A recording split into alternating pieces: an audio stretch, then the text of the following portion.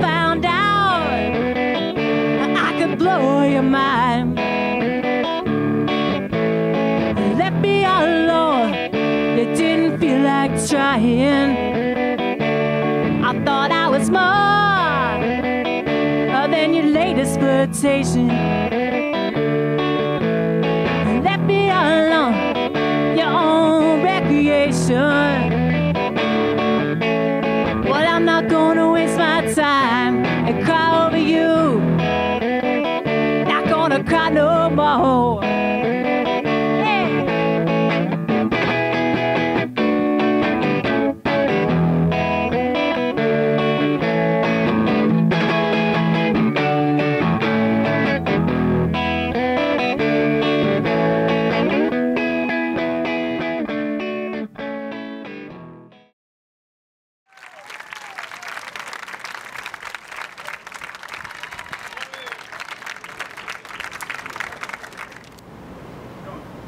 About 2 years ago, I was invited to a private tequila tasting in East Austin, and to my surprise, I struck a conversation with Don Enrique de Colza, the master distiller and general manager for Tequila Don Julio.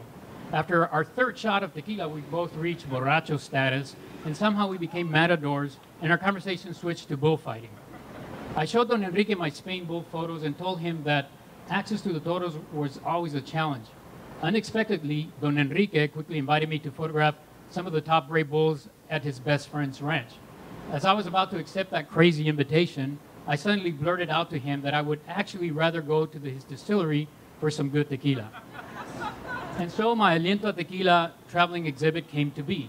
The town of Tequila, Mexico, is exactly the place where land, agave, and man coincided more than 250 years ago to produce the iconic spirit of ancient and modern Mexico. It is from these towns of the state of Jalisco that I set out to explore the contemporary world of tequila. At sunrise, light came calling with this majestic backdrop just outside the town of Atotonilco el Alto in the highlands of the state of Jalisco, where the cold climate, iron-rich soil, and 5,000-foot elevation favor the blue agave plants. Major distilleries like Don Julio, Patron, and Siete Leguas are based here. Rafael is a seasoned jimador, or agave harvester, and he holds the sprouts that will become the blue agave that feed the demand of the tequila industry. It will take about 6 to 8 years or more for these sprouts to produce a prime piña or core, ripe enough for tequila making. This photograph tells the story of a courageous horse named Carablanca, or Whiteface. Up and down, and row after row, this workhorse carved the earth in cadence to its exhaustion. When plow hit stone, the horse would stall at the stubborn pull of the anchored rock. Carablanca would catch its breath, regain its footing, and continue along this timeless path. Arandas is likely the most Mexican of towns. It also sits in the highlands and is home to the charro culture of Mexico. The blue agave that surrounds this town has a very defined blue tinge to it and should never be confused with the maguey plant from where mezcal is made from. According to legend, Aztecs built their empire when they found an eagle perched on a cactus with a serpent in its beak. I found this majestic cactus tree growing outside the town of Arandas. Aztec codices record the origin of their sacred beer-like pulque, a precursor to tequila, to more than 1,500 years ago. To keep up with the demand of tequila, Don Julio grows its own blue agaves just south of their distillery in massive fields. Only 6 Mexican states are allowed to harvest blue agave for the $900 million industry. The U.S. is now the #1 consumer of tequila in the world at about 33 million gallons per year. Salute to that. Pedro Chavez, a master jimador, takes down a giant blue agave just primed for distillation. The jimador works for Tequila Don Julio near the town of La Barca. Harvesting blue agave requires incredible skill and usually is passed on from generation to generation. After the deleafing the plant, the core of the blue agave is exposed and now ready to be transported. The piña weighs in at about 100 pounds and requires men with stamina and strength to maintain the pace of a harvest. Spanish records indicate that this type of harvesting began almost 500 years ago. This image is all about sex. The agave on the left is a female, the one on the right is male. The male erectly grows a cogollo, a waxy stalk, that is always cut off. Sorry, guys. The female will also grow a stem known as quiote, which blooms in about 10 to 12 years. Once in bloom, cross-pollination occurs. Herradura is the second oldest tequila distillery in Mexico and still operates out of its historic hacienda. Once the agave hearts are harvested, they are packed into an oven where they will cook anywhere from 24 to 36 hours. Most modern distilleries will use autoclaves, which act as pressure cookers. In the house of the agave is another oven scene where the agave cores are sliced in halves or quarters in order to fit the plant as neatly and tightly as possible. Of all three of the original distilleries that founded the tequila industry, Cuervo, Herradura, and Sauza, none are owned by Mexicans anymore, but by foreign conglomerates. Once roasted, the agave turns into a sweet delicacy composed of color, pulp, and fiber. The pulp and sweetness from these cores will be extracted by either a modern mechanized crushing system or by a traditional grindstone that will eventually go through fermentation and distillation. Los Abuelos Distillery has a total commitment to traditional tequila making that includes mashing the cooked agave with a circular grindstone called the taona. This distillery was started by a former Chicago business consultant who decided to move to Mexico to relaunch the legacy of his ancestors, the Sauza family. The fermentation pits at the Herradura's Tequila Museum inside their historic hacienda was operational from 1870 through 1963. Underground tunnels at this site also served as escape routes for the Cristeros, or avid Catholics, during the separation of church and state wars in Mexico during the mid-1920s. The copper still, a historical relic at the Herradura Hacienda, symbolizes the introduction of Arab distillation technology by the Spaniards into the Aztec world. In the mid-1500s, it was safer for Spaniards to drink vino de mezcal, or tequila, rather than water itself. The town of Tequila celebrates the Virgin of Guadalupe anniversary with El Torito, a classic makeshift bull that is loaded with fireworks and explosive chasers. Once the Torito has straddled the top of man's shoulders, the bull seems to take on a life of its own and begins chasing anything that moves, much like a brave bull would during a bullfight. Finally, I discovered the town's cemetery, and what I found was Mexico's fire of conquest and revolution, a fire that embodies the celebration of death in a way that only Mexicans and likely Aztecs reveled in it, with that inherent desire to live a passionate and fiery life in spite of death itself. Tequila is indeed the ancient Lord of Fire with a savage smile. Thank you very much.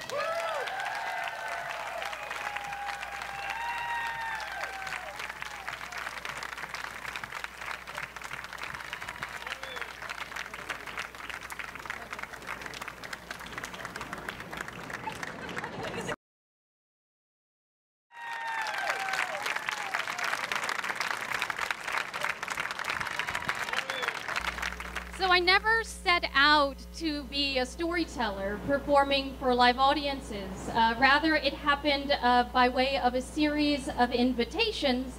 But let's start here. This is my auspicious beginnings when I was crowned Hangin' 76 Little Britches Rodeo Queen in Richmond, Texas. I did a lot of 4-H and a lot of theater. Although, all through junior high and high school, although I just had this feeling I wasn't a good enough actor to really go for it. You know, I wasn't dedicated enough, though my Adelaide scene here was very well received.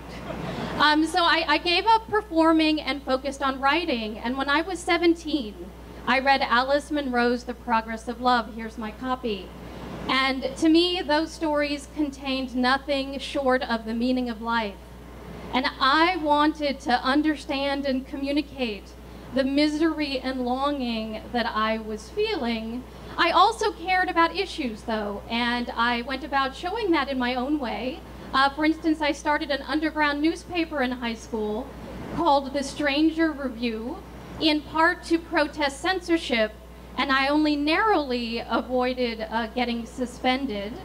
And I went on to study writing at Northwestern University in Evanston, Illinois, where my mentor and obsession, Beth Nugent, autographed my book, her book rather, to me with this lovely inscription. And this inscription shows she really got me. unless everyone's struggle is the struggle to be themselves. Certainly that has been my struggle. Part of how I found myself was by forming a subversive feminist group that protested an alleged rape on campus by sending a non-explosive bomb made of tampons to the university president. And I was the prime suspect, and I was subpoenaed in federal court, and that same week I was expelled from school. And I thank you. I wasn't thinking at the time, hey, one day that's going to make a great story to tell a crowd. I was more thinking about how to avoid prison and what to tell my parents. But the truth is, if you're going to be a storyteller, you should have some stories to tell, and sending a tampon bomb qualifies. I did not go to prison. Instead, I went to grad school. And my advisor, Matthew Gulish, this is his wonderful book, he told us that someone's career, our careers, could advance by accepting invitations. And I thought, what does that mean? What invitations? How can I get some? And after grad school, I moved here to Austin, and I'm not kidding you, within 2 weeks, an old friend invited me to work on a performance piece. And I, for a couple of years, started writing plays, including this one about a Yiddish-speaking vaudeville family called Have You Ever Been Assassinated, produced by Rude Mechanicals. But I didn't start performing again until Rubber Repertory invited me to co-create a show with them called The Casket of Passing Fancy. This was a show that was an elaborate interactive piece where audience members could choose from 500 individual experiences. Experiences including being buried alive. You know, it was that kind of thing. This participant chose who wants to be dressed for dinner. As a cast member, I did things like I raced someone to the Sonic. I convinced a woman she was beautiful. And I allowed my bottom to be vigorously spanked. And it was the first time I had performed since high school. But I also started dating briefly a filmmaker and became friends with a bunch of the film people here. And Andrew Bujalski invited me to I had a small role in his film Computer Chess. And that was, these photos, by the way, are by the actor Chris Dubek from the set. But more important than being in that film was that we had the wrap party at my house. And this is another thing that has been very important to me. The hosting of parties, being a good host. And this is something I take very, very seriously. I'm a little old-fashioned, actually. I believe a host should do things like introduce people to each other and show them what they have in common, you know, connect people. And throwing good parties and being a good host is part of how I return the invitations that I've received. So I'm, you know, film friendly, but I'm still pursuing playwriting. And I applied to take a master class in Houston with Edward Albee, America's preeminent playwright. And it turns out I was not a shoo-in to get into this class. As you can see in his handwriting on my manuscript, I was an interesting high maybe. But that was good enough, and I went and studied with Albee for a semester, and it was solid gold. And he taught us, among many other lessons, that people were going to want to, for their own reasons, change our work. And so as a writer, the most important word you have to learn how to say is the word no. And if that doesn't work, even more important is learning how to say, go fuck yourself. Very important class for me. So I came back to Austin ready to write a lot of plays, and I came back and my house had flooded. And I had to move out. And that same week, someone invited me to a rehearsal of a new show in town, a one-woman show by the performance artist Annie Laganga. That's Annie right there. And we became friends. And a couple of months later, she invited me to come hear her tell a story at an event called The Living Room. And now this event took place on New Year's Day. And I had a terrible New Year's Eve. And I woke up not wanting to go out and see some people tell some stories. But you know that new friend dynamic you don't want to cancel? I went. And have you ever had that experience where you watch someone do something and you say two things to yourself? I could never do that, and I have to try to do that? That's what I felt watching Annie tell that true personal story in front of that audience. And 2 months later, I was telling my first story about the tampon bomb, in fact. And something clicked. Last year, Annie and I became an official duo. We formed the company, the Grown Up Ladies Story Company. And I just this year had my first solo show. And you know what it is that we do? We find the humor in our personal stories. And we practice the art of being entertainingly honest. Thank you for this invitation. Thank you.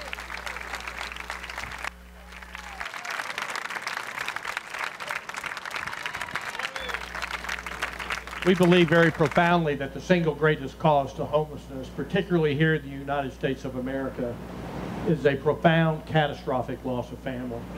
So when you see people standing on our street corners, under the bridges, at the corner of 7th and Natchez, in front of the Austin Resource Center for the Homeless, you can almost bet 1,000% that some type of nuclear bomb has exploded in their family.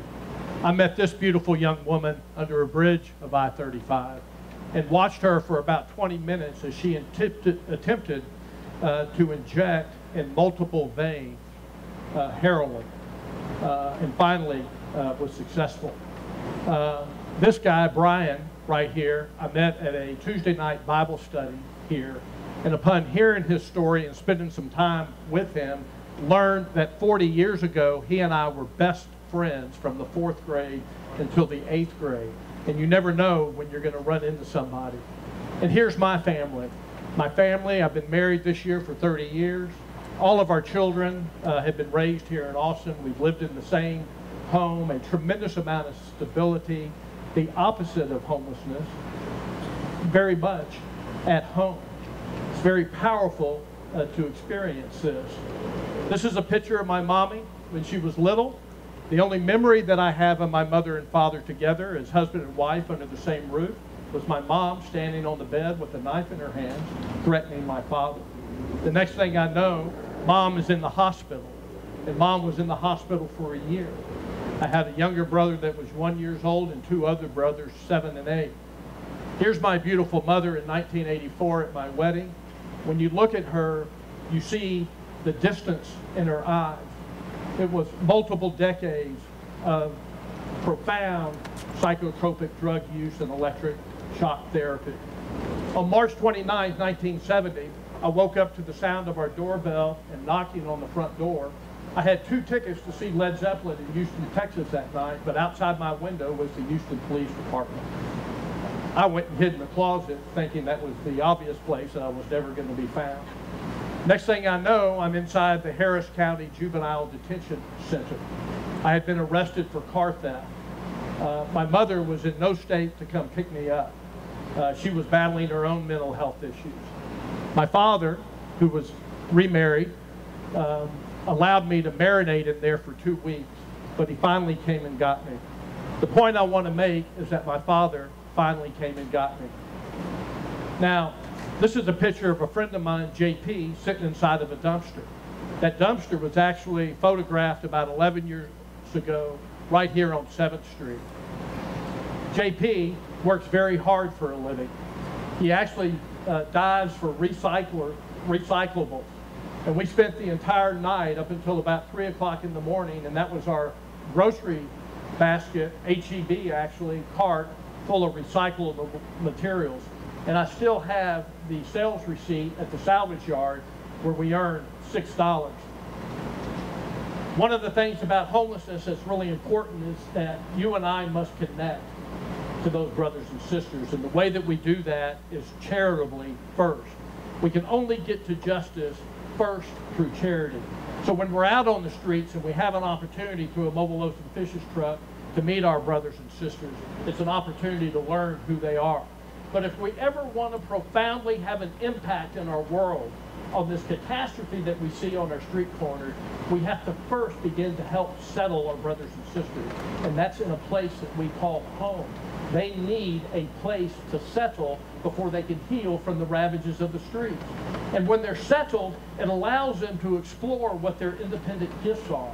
On the left here, you'll see Clifton, who's an absolutely gifted artist, who's now in a position of being able to work his art and sell his art for a living. On the right is Zane, a master panhandler who now can sell products from our mobile vending carts. On the left here is Ellis at his grand opening of his new RV. And on the right is Ellis cultivated. He is now in charge of, as a garden manager of all of our fruit trees inside of our Community First Village in East Austin. You've all heard the saying that you can give a man a fish and he'll eat for the day, or you can teach a man to fish and he'll eat for a lifetime. We believe that they already know how to fish. How do we get them a license to fish? All of this furniture at all the Hat Creek hamburger restaurants in Austin, Texas was manufactured by a homeless guy. In this awesome photograph, 4 of the 7 people are formerly chronically homeless. And you would be challenged to pick which one. And what's amazing about it is they're no longer worried about meeting their own daily needs. They're actually working in an environment where they're able to help other human beings. On the right here is my brother Larry Taz Williams, who passed away on November the 20th. I was at his bedside. Normally, if you die homeless, it's indigent, you're forgotten. But his dying wish was to be the first resident at Community First. So on Easter Sunday, we interred his ashes in this community, right here in this photograph. And what we want to do is try to figure out as a community, how do we pave the way home? And we believe that we're on a very radical, new approach to how we deal with this issue of homelessness. And you know, it turns out to be extraordinarily simple. It's all about community. It's all about welcoming people. It's all about recognizing who they are. And here's the master plan of this 27-acre community that we're developing, this $10 million 27-acre community that will have a mini farm with goats and fish and chicken, and a sanctuary and a medical facility and a bed and breakfast. And then I want to leave you with this powerful photograph, this iconic image that we see in Austin, Texas. On the left is Danny, who is homeless. On the right is a retired Episcopal priest named Ed. They're on their knees, on the concrete, human to human, heart to heart. Thank you all.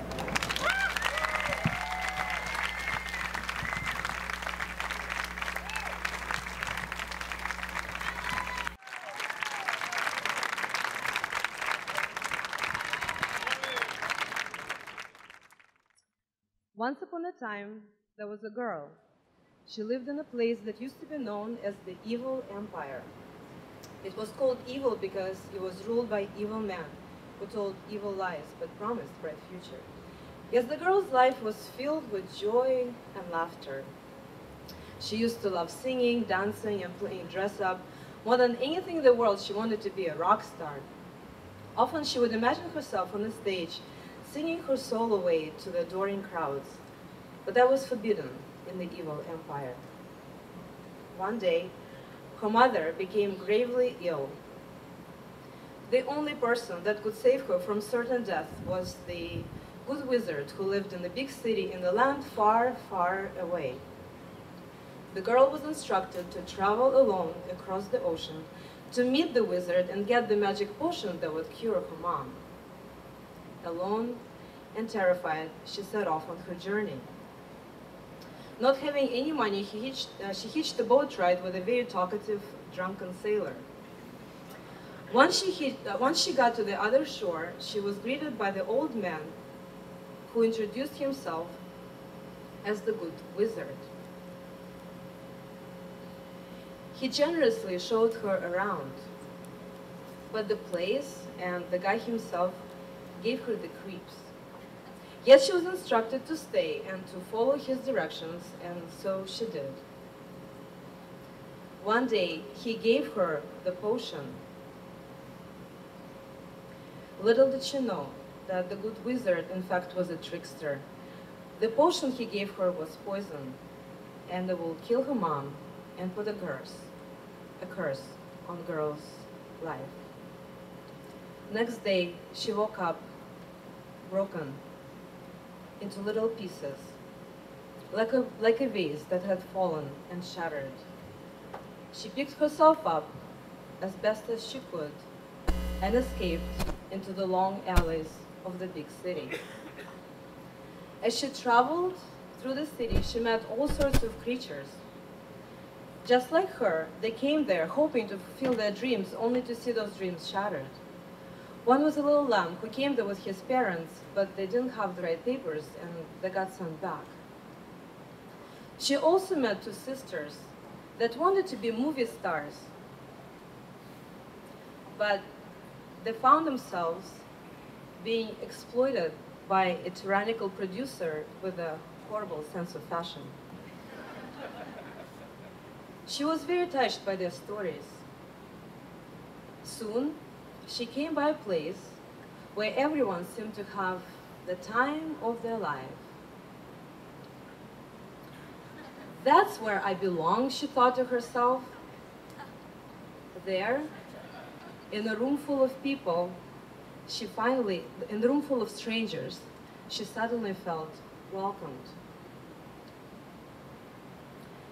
It was there that she met a guy named Puppy. He was a painter, but he only liked painting himself. The two of them had a ton of fun together, but one day his batteries ran out and he became whiny and bitter and didn't want to go anywhere. Clearly, many of her new friends were stuck in a rut. Maybe it was good enough for them, but she felt that there was more to life and she was determined to find out what that was. So she set off on a new journey, away from the big city. As the saying goes, it is better to travel hopefully than to arrive. Hope was all she had, and there was enough to keep her going. She came to the city of peace in the ancient land of her ancestors. It was absolutely beautiful, but there seemed to have been no peace. Its residents kept fighting, and that went on for many, many years. They, for some reason, called it the peace process. That didn't make any sense to her, and so she left the place. She loved taking long walks where she would meet all sorts of interesting creatures that were very busy and engaged and very much in harmony with themselves and with others. And everything made sense in their world. One day, along the path, she met another wandering soul. He seemed to be very much enchanted with the sounds of the forest. He told her of the place where he was from, the place filled with beauty. It was also very, very hot. She didn't mind. It all sounded good to her, and so she followed him. The place was indeed quite beautiful, but slightly weird. Its residents wore orange and worshipped the cow with long horns, all of which baffled the girl. But she too learned to love the cow. It was there that she gave birth to her twin daughters. Her little girls became the biggest joy of her life, and she felt more alive than ever before. Finally, she was whole again. The curse had been lifted, and she was living the life she always wanted. She looked at her little daughters, and she thought of herself on the stage, singing, «Расставаясь, она говорила, не забудь ты меня на чужбине, лишь тебя одного я любила, и любовь сберегла как святыню, лишь тебя одного я любила, и любовь сберегла как святыню. За тебя одного лишь смогу я покраснеть перед светом суровым, за тебя поклянусь и солгу я, и слезой, и улыбкой, и словом. За тебя поклянусь и солгу я, и слезой, и улыбкой, и словом.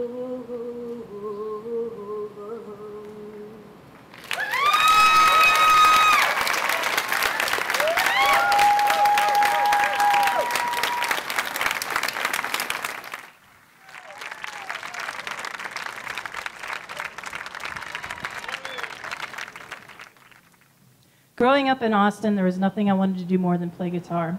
When I wasn't practicing, I was listening to records or looking for records to listen to. My dad, who repairs jukeboxes and other vending machines often found in bars, would let me tag along with him sometimes, so I had the chance to see the night scene at an early age. My neighbor and classmate, Gary Clark, got his first guitar shortly after I did.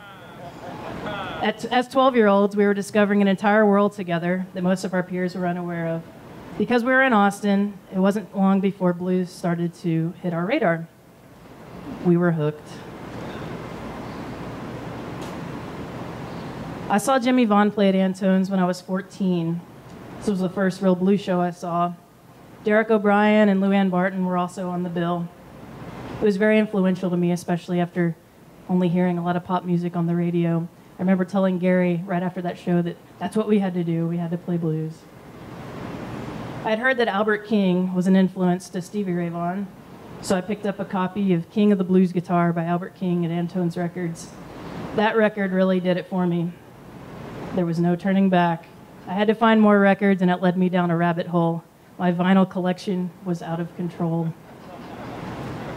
Texas native Freddie King was also an influence. He'd had some success early in the 60s and then had a resurgence in his career in the 70s thanks to Eric Clapton and Leon Russell exposing him to a whole new crowd. This photo was actually taken a couple months before that resurgence at a dive in Fort Worth called the Chicken in the Basket. Clifford Antone asked Gary and I to play at the Antone's anniversary when we were 15 years old, opening for Jimmy Vaughn. We were so excited. It was the biggest thing we'd ever done. We were even featured on the commemorative t-shirt, only as Gary and Eve. Clifford said once we were older, we would get our last names on the shirt. Not as well remembered as Antone's maybe, the Real Men was also a very influential place in the music scene. The Fabulous Thunderbirds played there every Monday in the 70s, and Billy Gibbons was known to charter a bus from Houston to see the band. This even inspired some of the lyrics to the ZZ Top song, Low Down in the Streets. Larry Romero and his Blue Monday radio broadcast often led me to set my tape recorder. In addition to playing great tunes on the radio, Larry was out all the time supporting local musicians. Larry passed earlier this year, but Mike Buck has carried the tradition on, keeping the Blue Monday program going. Eddie Stout's record label, Dialtone Records, specializes in obscure Texas blues artists. The 20-plus releases feature musicians that would probably remain undocumented if it weren't for his label. I've been fortunate to play as a session guitar player on a lot of these records, and Eddie Stout's there in the middle with the tie. Mike Buck, drummer, record collector, DJ, record store owner. Through Mike's vast musical knowledge, I went from blues purist to open-minded musician. I learned how blues music influenced rock and roll and how it was a good influence on original music in general. I also really got into the Rolling Stones because of him. The Stones were asked to play on the television show Shindig, but said they would only do so if their hero Howlin' Wolf could play as well. As Howlin' Wolf performed, the Rolling Stones sat at the foot of the stage watching their idol. And just as a side note, last week, Gary Clark opened up for the Rolling Stones. In addition to Jimmy Reed, Bo Diddley has got to be one of my absolute favorites. I thought it was really cool that there were a couple of female guitar players that played in the bands, both Lady Bo and the Duchess, and I really want a gold lame outfit like hers. I think it's amazing. Plus, he had a full-time maraca player. So drawing on a variety of our influences, Mike and I formed a band called Eve and the Exiles. We've released 2 records, and hopefully the third will be out sometime soon. Our original bass player was Speedy Sparks, and I remember years ago somebody asking Speedy how we all came together to play, and he simply replied, well, we like the same records. After Clifford Antone's passing in 2006, Mike, Forrest Kopic, and myself, all longtime employees, came together to purchase the store. Both the Antone's nightclub and record store were a huge part of my early music education, so it's been an honor to carry on that tradition that Clifford started. In addition to Clifford's legacy, vinyl itself is a tradition.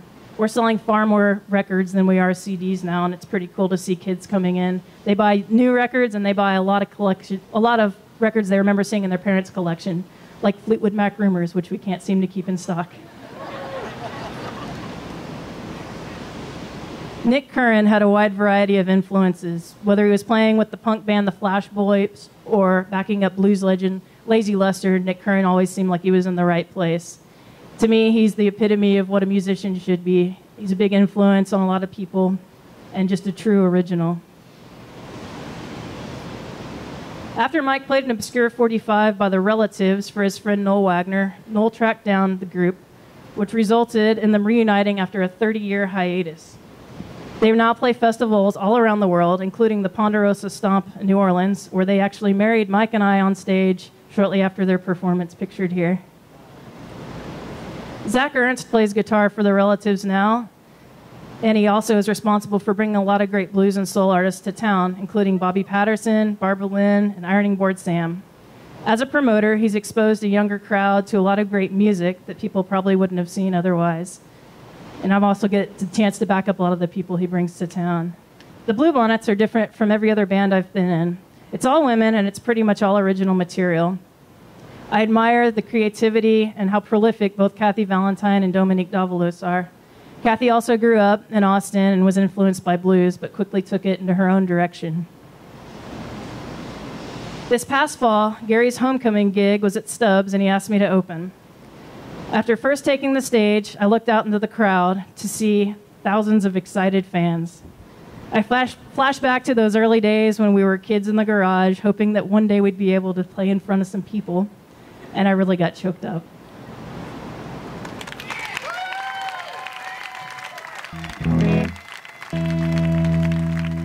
I'm also used to playing with a band, so that's a little different for me here.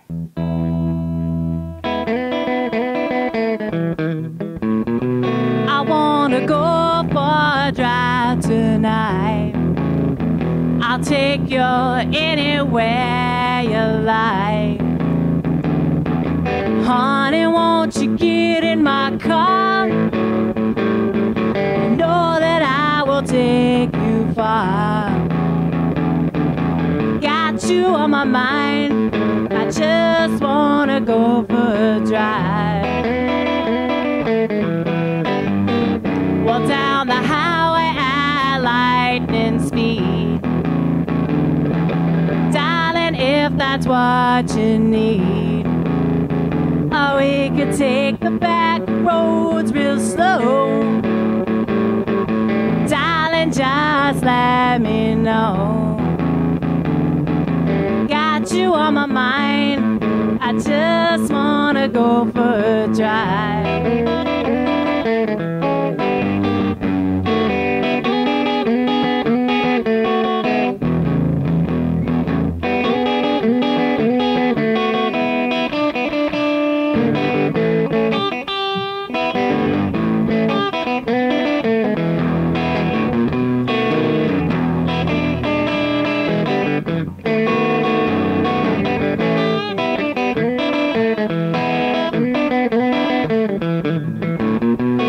Keep on riding till we get out of town. Holly, roll your window down. Stars, they all look so bright. Oh, what a beautiful night.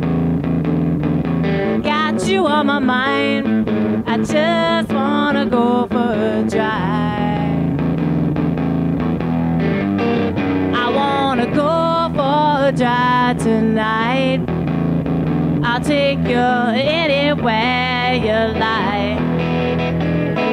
Honey, won't you get in my car? Know that I will take you far. I got you on my mind. I just wanna go for a drive. I said I got you on my mind. I just wanna go for a drive.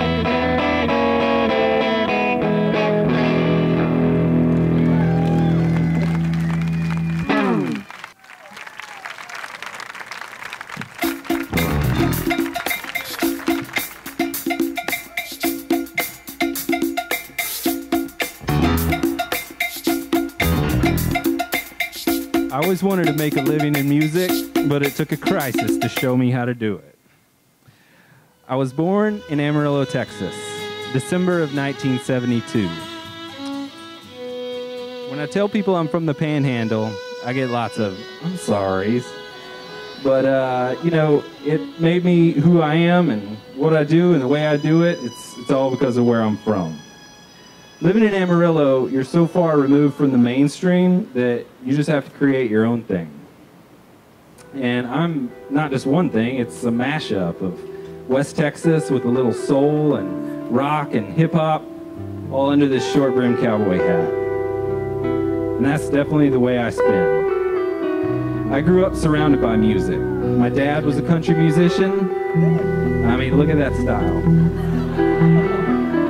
His band, Dave Rogers and the Countrymen, was the house band at a popular honky-tonk outside of Amarillo called the Playboy Lounge. He's 76 years old now and still in a band. He opened up for all the touring country singers back in the day. He opened up for Willie Nelson. He actually got to sit in with Willie Nelson, Charlie Pride, Conway Twitty, all the greats. That's actually him with my parents right there. He used to put me in a bassinet on the front table of the club when they would rehearse, and he says the moment the music started, all four of my limbs would start going crazy, just like I was playing the drums. Looking back, I think that's when I became a musician, and maybe partly deaf. Country music has always been in my blood, but MTV came out when I was 8, and I thought that was the greatest thing ever invented. Around that same time, my sister Keely played me Sugar Hill Gang's Rapper's Delight.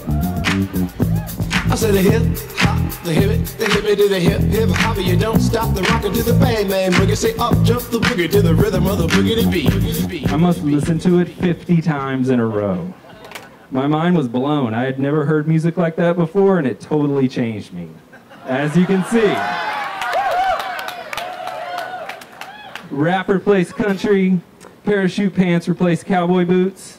I had a breakdance crew. We were called the Basement Breakers. I even had a handle, and people called me Shasta. I probably should not have told you that. Don't ever call me that. After high school graduation, I ended up at Texas Tech, and I started playing the drums. But, you know, it was Lubbock. So in about 1995, my best friend Chris and I, Chris is right there, we went to Austin for the weekend, and on our first night in town, we may or may not have taken acid, but we definitely ended up at the Flamingo Cantina, where this really great band, Billy Goat, was playing, and they played a song called Everybody Take Your Clothes Off. And that is exactly what they did. The band got naked. The girls next to me were getting naked. People were hopping up on stage getting naked. Chris and I looked at each other and said, "Oh, we're moving here."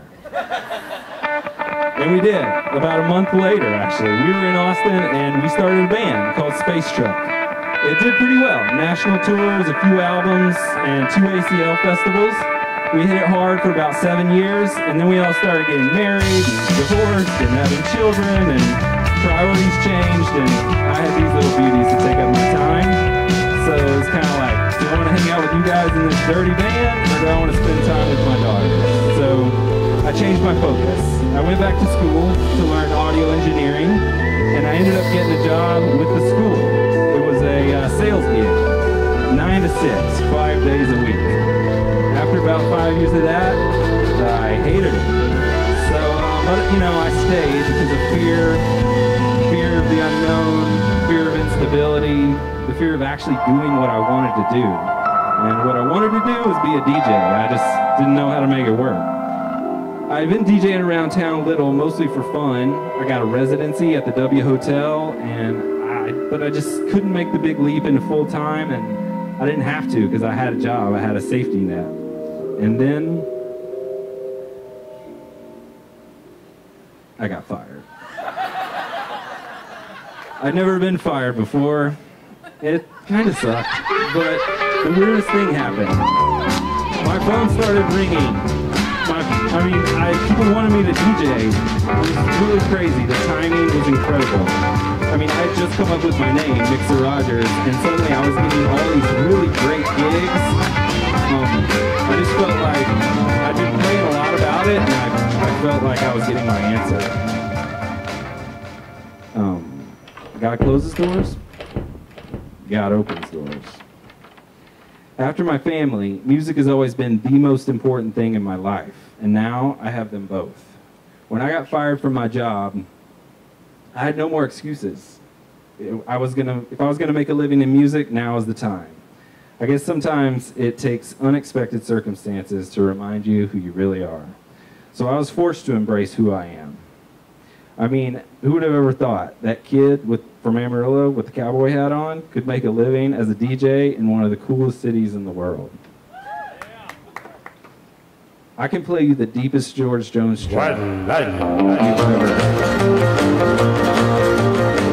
My dad gave me that. I can play the, I can also rock a dance party. For people who didn't even know they wanted to dance, you guys learn a tie. I grew up in music. I'm country, I'm hip hop, I'm a husband and a dad. I make a living as a DJ, and I can still pick up my girls from school. I'm Mixer Rogers, and I am so happy to be doing what I love. Thank you so much.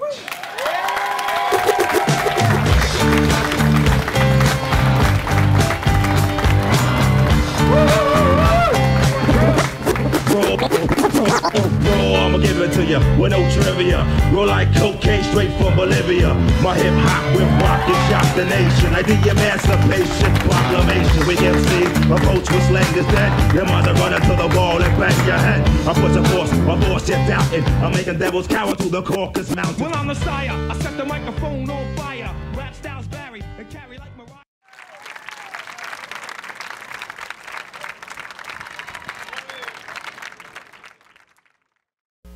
I tell people I make drawings. Sometimes they're literal ones on paper, like this one. I use a tiny, tiny pen and spend hundreds of hours in the studio. Sometimes they're drawings in language or in situations, like blocking a robotic vacuum cleaner in a room with a 400-pound mountain of mulch and dirt. Can you hear me? All right. This is a robotic vacuum cleaner locked in a room with a 400-pound mountain of mulch and dirt. My roommate cries in the Roomba Sisyphus.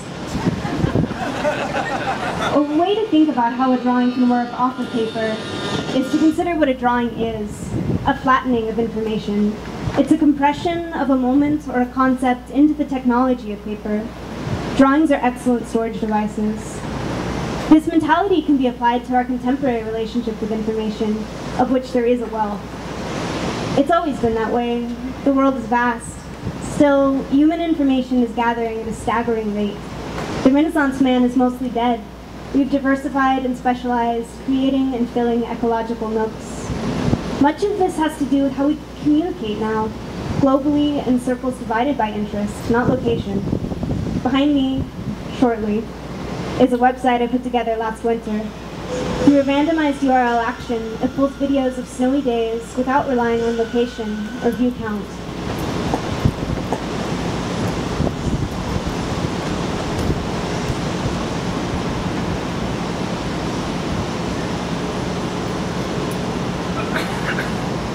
And sometimes, such actions pull real gems. Like this.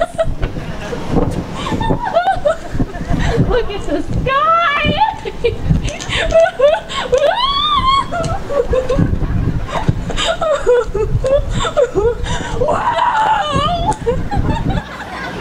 There's a massive amount of cultural fallout in an environment saturated with data. Things get lost.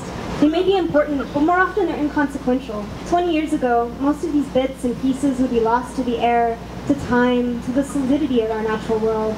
So we built a world that takes impressions, a space that archives and organizes itself. I want to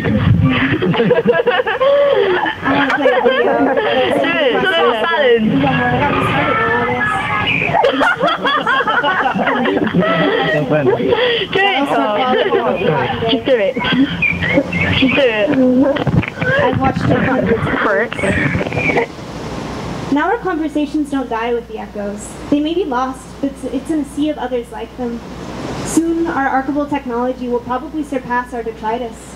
For now, though, any attempt at emotionally engaging with this material is on a human scale. I've been playing along the intersections of video game landscapes and the physical environment. I'm particularly tickled by this conceptual scale shift that happens when thinking of the physical outside, big, unconstrained, as opposed to the virtual outside, small, within a screen. This is despite the fact that if rendered into physical space, such virtual worlds would bury the Earth thousands of times over. If rendered one-to-one, the Minecraft universe would have the same volume as 74.3% of the sun. This was, in fact, Minecraft that you were just looking at, or at least a mutated Minecraft landscape reassembled into flatness. And this is that image, machine woven into a 6-foot cotton tapestry. The physical human world is small and growing smaller, explored and dwarfed by the weight of other human information. When the space that humans have colonized is buried under the digital equivalent of space we've created, perhaps the methodology of compaction becomes king, a flattening. It's a common experience to feel tiny in the face of our vast universe, whose depth and endlessness only seems to grow as we learn more about it. By creating these virtual worlds, perhaps we are engaging with some part of that infinity. Video game landscapes hold a unique view of history and event-based time, and allow a malleable sense of scale. They contain a separate environment within their borders that touches ours, but does not allow the worlds to bleed through. Google Maps and other world-gathering applications practice this process in reverse.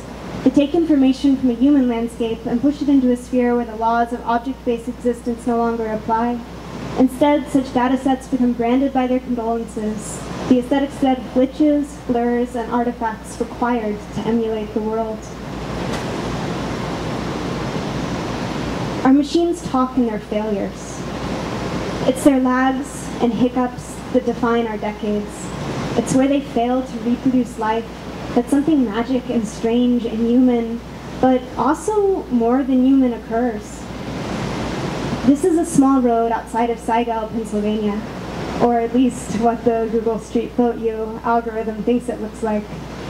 How funny it must be to live there and to know what a computer thinks of your world. I wanted to read a quote from Chris Marker's 1983 film, Sans Soleil. He liked the fragility of those moments suspended in time, those memories whose only function had been to leave behind nothing but memories. He wrote, "I've been around the world several times, and now only banality still interests me." This is a website I put together in 2013. It's very simple, a sort of inverted James Turrell. PNG images of transparent yellow pass behind a skylight, accompanied by the sound of traffic. Their speed and variation depends on your browser choice and connection speed.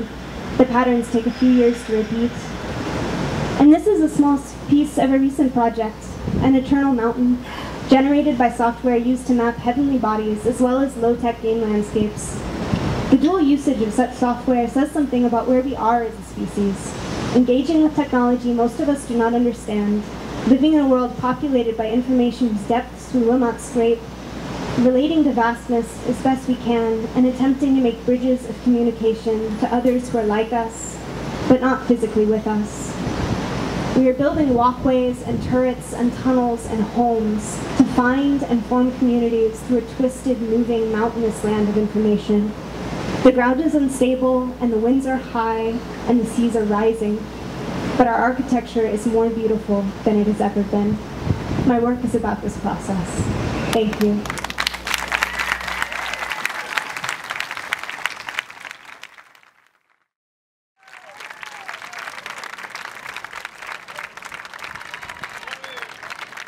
So, I'm watching Mad Men the other day, and Roger Sterling says to the boardroom that a good relationship with a client is more important than good work. Well, like Don, I believe in good work. I'm a firm believer in building, but I'm a firm believer in building relationships with clients. Tonight, I hope to illustrate how one working relationship in my career continues to grow. I'll start from the beginning.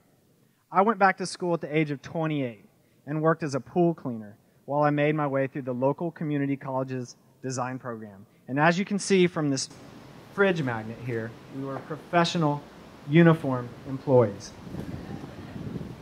At the pool company, I became friends with a fellow coworker, seen here, named Mark Vera. Our common interest was skateboarding. The woman smiling ear to ear next to him is Margaret Tyndall, now Margaret Vera. Once out of school and away from the pool job, I started a design shop with a couple friends.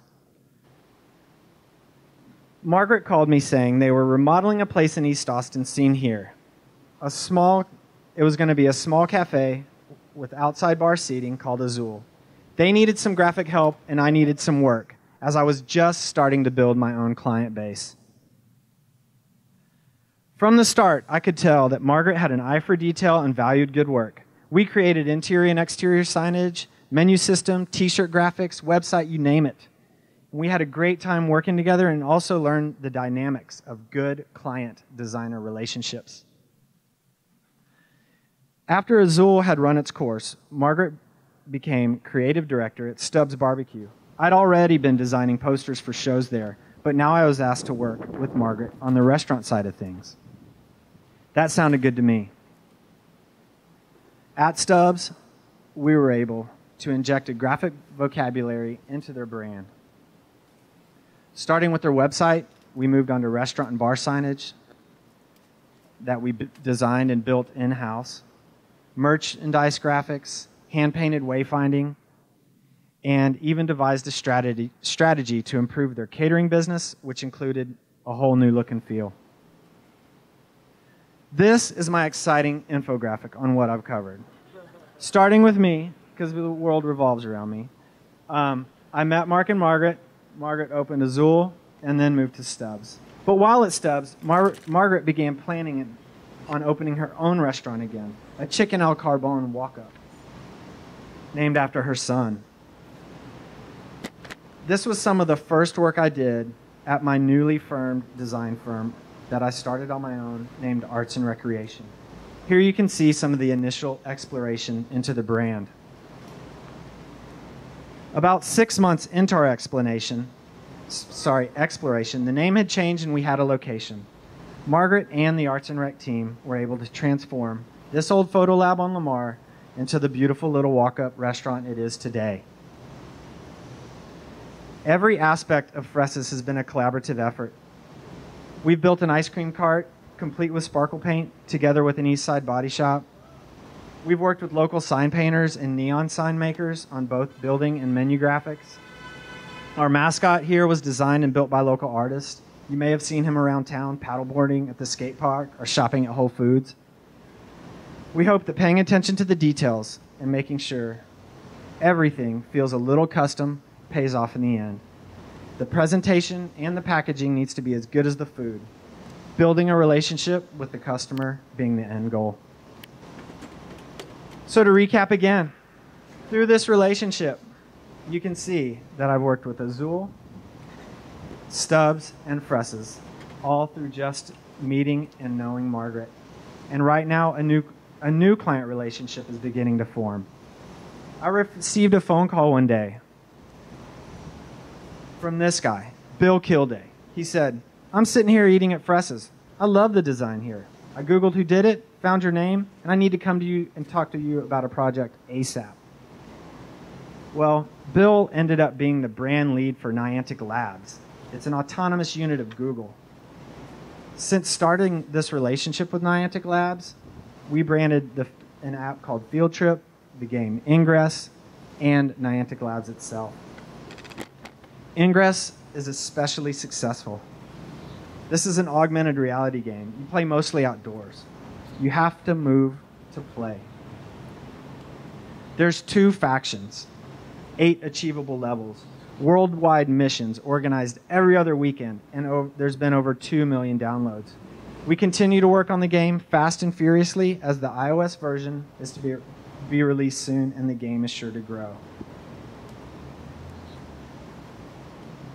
Now, one of the coolest aspects of Ingress is how it gets traditional gamers outside, physically talking and working together as a faction, as a team, to achieve a common goal. Ingress has even brought people together in marriage, as you can see here. People are getting outside on their bikes, learning about their environment.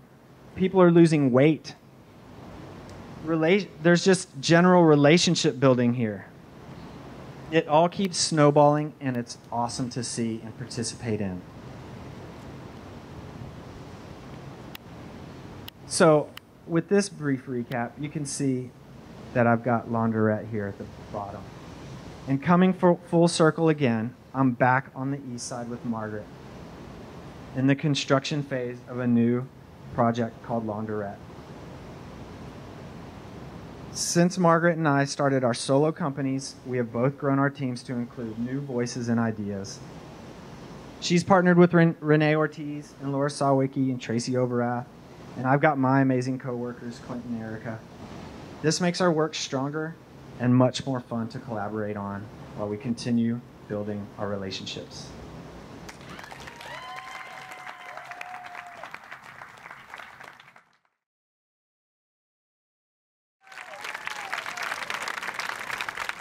So I'm not going to talk about vodka tonight. I'm just going to tell you just straight out. Some of the most energy I've ever had in my life is failure. And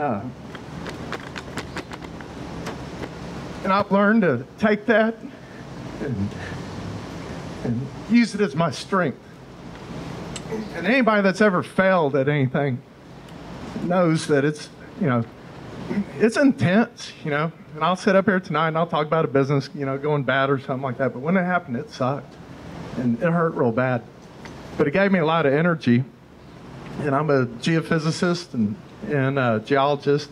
And I've learned to take that energy. And I've learned that if you have a whole lot of energy, that you can use your brain, you can turn it around, and you can turn it into positive energy. And I take failure not so well.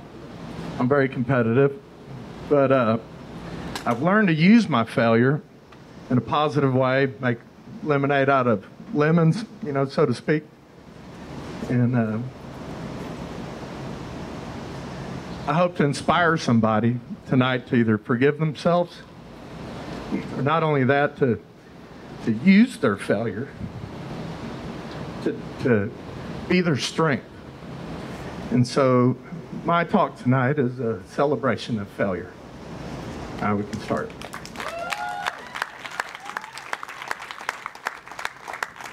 All right, sorry about that. I got a little emotional there. All right, so this is B&M Lawn Specialist. Bowel movement, B&M is like doomed from the get-go. This is the shortest business I've ever had. It lasted less than 3 months.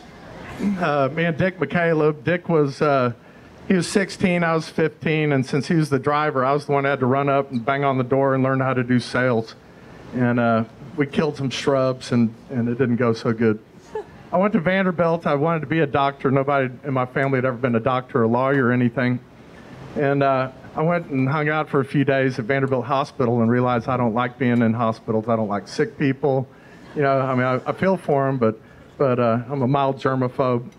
Came home that summer. I got a job on a oil rig as a roughneck. And I was covered with drill mud one day, and a guy comes up with starched blue jeans, and he was the geologist, and they said that guy's worth $17 million, and I'd seen too much Dallas, and decided right then and there I wanted to be a Texas oil man. I went to switch schools, went to University of Texas. I became a geophysicist and geologist. I graduated in 1984 for the decline of the oil business. Oil went to $6 a barrel, lowest I think it's been for a long time. I got a job at Maverick Operating, got laid off. I started Uno Oil Corporation. It went broke. I moved to Houston, was a seismic data processor, started having dreams of floating down a river in a body bag. I quit and got transferred to Venezuela and Colombia, where I ran heliportable dynamite seismic crews. This is my crew in the Andes. Oil business got better, and I came back, and outside of Houston, in the shithole of America, Alvin, Texas, I started a drilling company doing shot hole seismic drilling. George Bush Sr. went and did Desert Storm 1. Oil went back down to $10 a barrel. All my contracts said, sue me. And I was broke. Took my stuff to a drill yard, moved to Austin, started hanging out on a friend's couch, got a job with McCully, Frickin, Gilman. These are groundwater sampling bottles. I spent my time in landfills, sulfur dioxide ponds, Superfund sites. I was never in Austin. Pour sweat out of my rubber boots. This buddy of mine said, hey man, why don't you come to work with me? You're good in math. become a residential mortgage broker. So I was working for selling residential mortgages. I loved it. Had a couple of Italian suits, you know, looked good. I was in the air conditioning, title company parties. Rates went up a couple of points, killed my business. So I started my own corporation that was fifth generation mortgage, had my home phone and my home address on it. Started making infusions for my friends for Christmas presents. And I was doing that and saw a guy on TV. He said, if you're trying to figure out your passion, find something you love to do that you're good at. So I made some infusions, took them to a liquor store. Guy told me I was crazy. Said, flavored vodkas don't sell. If you want to do something smooth, the girl could drink straight. So I got some pictures of some moonshiners from the Institute of Texan Cultures, and I built a small still, started cooking it off. Found out there'd never been a legal distillery in Texas before. And I went down to the TABC. They told me I couldn't do it. And went out and I said, well, if I had enough money, I would. So this is a deal I did for $18 million. I raised zero. It took me 6 months to go out. I talked to 600 and something people. I didn't raise a penny. It was really disheartening. I was very depressed after that. Went back to the TABC and read the code, because I'd read code in the environmental business and MacGyvered in the oil business. And I got the code and said, well, there's no reason you can't do a distillery in Texas. And they go, well, yeah. And I said, no, and not in the code. And they go, you read the code? I said, yeah. So I went up to the ATF, and they said if I get a permit with the ATF that they'd give me a permit, which they ultimately did. Became the first distiller in Texas. These are some of my labels I was going to do. A little before my time. It was 20 years ago. Kind Texas vodka. Kind vodka, right? Vodka. What kind? Kind. Vodka. This is my Picante, vodka I was going to do. There's another Kind bottle there. So these are bottles I could get my hands on stock, and I was like, I get a couple $1 million, you know. I get somebody make me a bottle, look like a perfume bottle, you know. I didn't ever raise any money to date, and so I started just saying, well, fuck it, I'm just going to go and do it in stock bottles. So I went and I bought 12 acres that I'm still at across from F1, and I bought it with a $3,000 credit card check and talked the guy into owner financing the other 30. That's me hand filling, hand capping, hand labeling out there with my dog, distilling, and then got my licenses and everything. Told everybody I was, you know, legal to go. No reason not to invest. Went out. This one I went down from $18 million to $240,000. That's a rejection letter next to it. I raised zero. Everybody thought I was crazy. So I just decided, you know what, I'm just going to nut up. I made, everybody didn't like my kind or anything, so on my prospectus, I had this brown paper because I was dating a vegetarian at the time, so she made me get recycled paper. I did the logo of the pot still on Corel Draw. That's Lucida calligraphy, bold italic there. And I picked off the word perfect. I thought I don't know if you noticed, but that was 5th generation distilling so that I could answer the phone whether it was mortgages or vodka. I was always 5th generation. This is the Wall Street Journal after about my 6th or 7th year, talking about what a great job I was doing. You know, it's pretty bad when the Wall Street Journal goes up and says that you suck. And so I ended up going up and, you know, went out of state, came back in state, finally, you know, got it going, made it up the Midwest and the East Coast and the West Coast. Now we're number 57 of the most trusted brands. That's me, the vodka guy, with my little bobblehead. So my talk here today is about taking your failures in life. For me, it was the oil business and the lawn mowing business, the environmental business, mortgage business. Just wrapping your arms around them and squishing them up to a little carnation and just putting it right on your lapel and just being proud of all those failures and then just turn them into something that you love to do, that you're good at.